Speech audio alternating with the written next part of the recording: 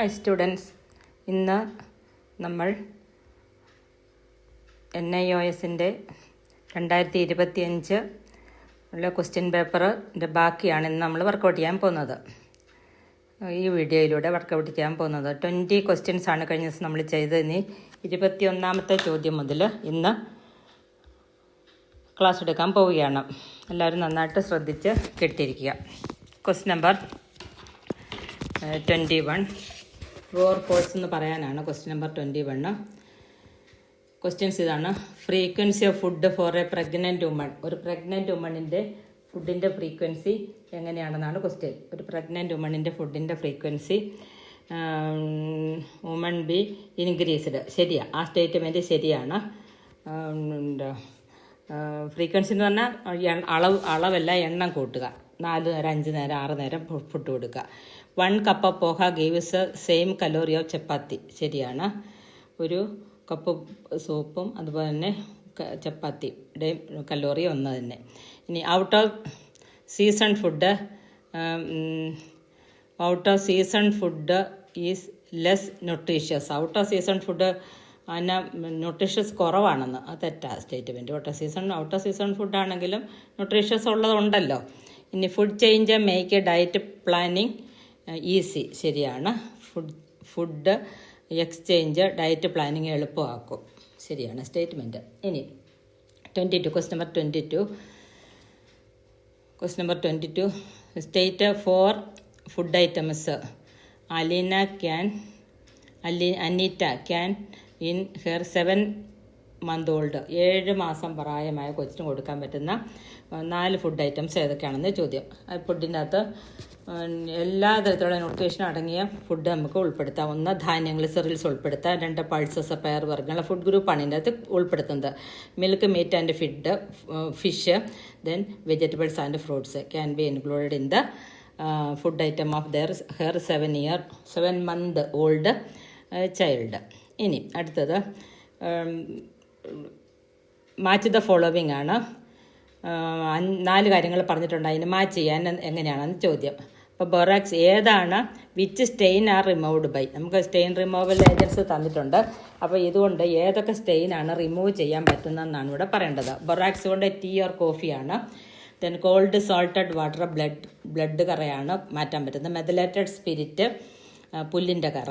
Paste of onion വെറ്റിലയുടെ കറ, അതായത് മുറുക്കാൻ്റെ കറയാണ് പേസ്റ്റ് ഓഫ് ഒനിയന്.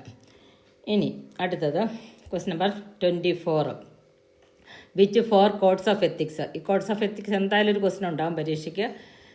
2 മാർക്കിൻ്റെ ഒരു ക്വസ്റ്റ്യൻ ആയിട്ട് വരും. 2 അല്ല 4 കോഡ്സ് ഓഫ് എത്തിക്സ് സ്കൂളിൽ ഫോളോ ചെയ്യാൻ പറ്റുന്നത് സ്റ്റുഡൻസിന്. 1 പങ്ക്ച്വാലിറ്റി വേണം, കൃത്യനിഷ്ഠ വേണം. ഒബേ റൂൾസ്, സ്കൂളിലെ റൂൾസ് എല്ലാം അനുസരിക്കണം. Then behave politely. ദെൻ വിഭവങ്ങൾ പാഴാക്കാതിരിക്കണം. No waste or resource. ഇത് 4 എത്തിക്കൽ കോഡ്സാണ് നമുക്ക് ഉപയോഗിക്കാൻ പറ്റുന്നത്.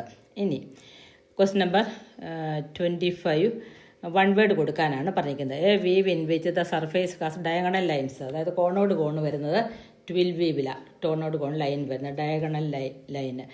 പിന്നെ പിന്നി the fabric which make shoelace ഉണ്ടാക്കുന്നത് പിന്നൽ കൊണ്ടാണ്. പിന്നൽ അതായത് ബ്രേഡിംഗ് എന്ന് പറയും. ഇനി the finished edge of a fabric along with length, അതായത് നീളത്തിലുള്ള അതിൻ്റെ ഫിനിഷ്ഡ് എഡ്ജ് എന്ന് പറയുന്നത് സെൽവെഡ്ജ്. നമ്മൾ ക്ലാസ് പറഞ്ഞിട്ടുണ്ട്. സെൽവെഡ്ജ് തേരെന്ന് പറയും. അതായത് തുണിയുടെ വീതി വശത്തെ അറ്റ ഭാഗമാണ് തേര്, അതാണ് സെൽവെഡ്ജ് എന്ന് പറയും. ഇനി 1 ball of yarn interlooped to get fabric. Knitting ആണ്, അതായത് ഉരുണ്ടിരിക്കുന്ന ഒരു നൂലുപയോഗിച്ച് ക്രോഷ്യ സൂചിയിൽ കോർത്തുണ്ടാക്കുന്ന ആ രീതിക്ക് പറയുന്ന പേര് നിറ്റിംഗ്. നമ്മൾ സാധാരണ സ്വെറ്ററൊക്കെ ഉണ്ടാക്കാനാണിത് ആ മെത്തേഡ് ഉപയോഗിക്കുന്നത്.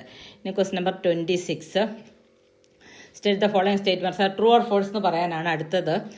Wooden clothes should be soaked before washing. തെറ്റാ. നമ്മൾ കമ്പിളി വസ്ത്രങ്ങൾ കുതിർത്ത് വയ്ക്കാറില്ല, പെട്ടെന്ന് കഴുകിയെടുക്കുകയാണ് ചെയ്യുന്നത്. White cloth should be dried in shade.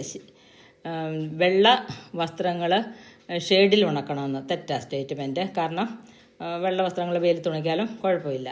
ഇനി optical brightening agents are colourless dye. അത് ശരിയാണ്, ആ സ്റ്റേറ്റ്മെൻറ്റ് ശരിയാണ്.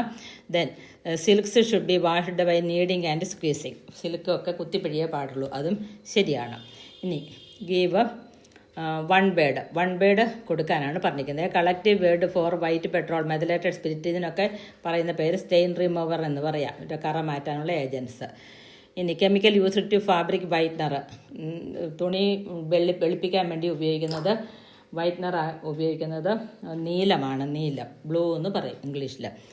ഇനി ക്ലെൻസർ പ്രൊഡ്യൂസ്ഡ് സിന്തറ്റിക്കലി ഫ്രം കെമിക്കലിൽ നിന്ന് ഉണ്ടാക്കുന്ന ഒരു ക്ലീനിങ് ഏജൻറ്റിന് സിന്തറ്റ് എന്നാണ് പറയുന്നത്. നാച്ചുറൽ ഓക്സിഡൈസിങ് ബ്ലീച്ച് സൺലൈറ്റ് ആണ്. വൺ വേർഡ് ക്ലിയർ ആയിട്ട് പഠിച്ചു വയ്ക്കണം, പരീക്ഷയ്ക്ക് വരാൻ സാധ്യതയുള്ളതാണ്. ഇനി ക്വസ്റ്റ്യൻ നമ്പർ 28 ഹൗസ് കീപ്പിംഗ് എന്നാണ്. ക്വസ്റ്റ്യൻ നമ്പർ 28 വീണ്ടും റിപ്പീറ്റ് ചെയ്തിട്ടുണ്ട്. അപ്പോൾ അതിലേതെങ്കിലും ഒന്ന് ചെയ്താൽ മതി. ബ്രിക്ക് പൗഡർ എന്തിനാണ് ഉപയോഗിക്കുന്നതെന്നാണ് ചോദ്യം. എന്ത് ക്ലീൻ ചെയ്യാനാണ്? അയൺ ക്ലീൻ ചെയ്യാനാണ് ബ്രിക്ക് പൗഡർ, ഇഷ്ടികപ്പൊടി ഉപയോഗിക്കുന്നത്. ടമറിൻ്റെ പൾപ്പ് എന്ന് പറഞ്ഞാൽ പുളി, ബ്രാസ് ഓട്ടുപാത്രങ്ങൾ ക്ലീൻ ആക്കാൻ, ന്യൂസ് പേപ്പർ ഗ്ലാസ് ക്ലീൻ ആക്കാൻ. പിന്നെ മൈൽഡ് ഡിറ്റർജൻറ്റ് ലിനോലിയം എന്ന് പറയും, നമ്മൾ തറയിൽ വിരിക്കുന്ന ഒരു സാധനമാണ് ലിനോലിയം. 28ാമത്തെ ക്വസ്റ്റ്യൻ തുടർച്ചയായിട്ട് വരുന്നുണ്ട്, അതുകൊണ്ട് അത് ഓർമ്മ ചെയ്താൽ മതി. ഹൗസ് കീപ്പിങ്ങോ അല്ലെങ്കിൽ എംബ്രോയ്ഡറിയോ. ഇനി 29ാമത്തെ ചോദ്യം ക്വസ്റ്റ്യൻ നമ്പർ 29, അത് സെക്ഷൻ ബിയിലാണ് വരുന്നത്. Family like to consume curd daily. അപ്പോൾ തൈര് കഴിക്കണം. അവർക്ക് 4 രീതിയിലുള്ള തൈരിൻ്റെ ഉപയോഗങ്ങളാണ് പറഞ്ഞു കൊടുക്കാൻ പറഞ്ഞിരിക്കുന്നത്. ഉണ്ട് ഇത് curd we can make lassi ഉണ്ടാക്കാം, തൈര് കൊണ്ട് ലസ്സി ഉണ്ടാക്കാം. പിന്നെ തൈര് കൊണ്ട് സലാഡ് ഉണ്ടാക്കാം, പിന്നെ തൈര് കൊണ്ട് നമുക്ക് ഒരു തൈര് കറി ഉണ്ടാക്കാം, ടൊമാറ്റോ കർഡ് കറി ഉണ്ടാക്കാം, മോര് കറി ഉണ്ടാക്കാം, തക്കാളി തൈര് കറി ഉണ്ടാക്കാം.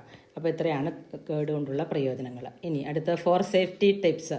വീട്ടിൽ പാത്രങ്ങൾ ഉപയോഗിക്കുമ്പോൾ, ഉപകരണങ്ങൾ ഉപയോഗിക്കുമ്പോൾ ഓർക്കേണ്ട സേഫ്റ്റി മെഷേഴ്സ്, സുരക്ഷിത മാർഗ്ഗങ്ങൾ.